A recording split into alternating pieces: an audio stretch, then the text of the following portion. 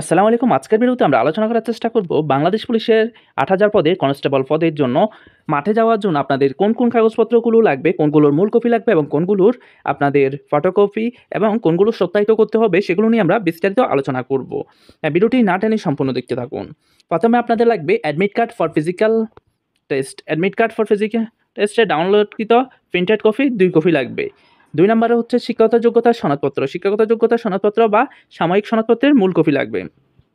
চারিত্রিক সনদপত্র সর্বশেষ শিক্ষা প্রতিষ্ঠান প্রদান কর্তৃক অর্থাৎ চারিত্রিক সনদপত্রের মূল কপি লাগবে।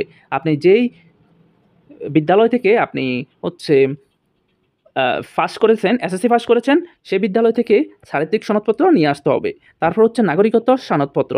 এটি হচ্ছে যে আপনার চেয়ারম্যান সার্টিফিকেট, এটা আপনি চেয়ারম্যান, সিটি কর্পোরেশন মেয়র বা পৌরসভার মেয়রের কাছ থেকে এটি সংগ্রহ করতে পারবেন। তারপর হচ্ছে অভিভাবকের সম্মতিপত্র। এটি হচ্ছে আপনি যে কোনো একটি কম্পিউটারের দোকান থেকে লিখে নিতে পারেন যে আপনার নাম, আপনি বাংলাদেশ পুলিশের জন্য মাঠে যেতে প্রস্তুত এবং বাংলাদেশ পুলিশের একজন গর্বিত সদস্য হতে চান, এই মর্মে লিখে তারপর হচ্ছে আপনার বাবা অথবা মায়ের একটি সাইন বা স্বাক্ষর নিবেন। তারপর হচ্ছে আপনার জাতীয় পরিচয়পত্র, প্রার্থীর জাতীয় পরিচয়পত্রের মূল কপি লাগবে। যদি প্রার্থীর জাতীয় পরিচয়পত্র না থাকে তাহলে প্রার্থীর পিতা বা মাতার জাতীয় পরিচয়পত্রের মূল কপি লাগবে। তারপর হচ্ছে ছবি লাগবে ৩ কপি, সত্যায়িত সদ্য তোলা পাসপোর্ট সাইজের রঙিন ছবি। তারপর মুক্তিযোদ্ধার শহীদ এবং বীরাঙ্গনা সন্তানদের ক্ষেত্রে প্রমাণক লাগবে। ক্ষুদ্র নৃগোষ্ঠী কোটার এটা ওনাদের হচ্ছে যে ক্ষুদ্র নৃগোষ্ঠী কোটার প্রার্থীদের ক্ষেত্রে প্রমাণস্বরূপ তাদের রাজা বা ক্ষুদ্র নৃগোষ্ঠী প্রধান অথবা জেলা প্রশাসক, উপজেলা নির্বাহী অফিসার কর্তৃক প্রদত্ত সনদের মূল কপি লাগবে।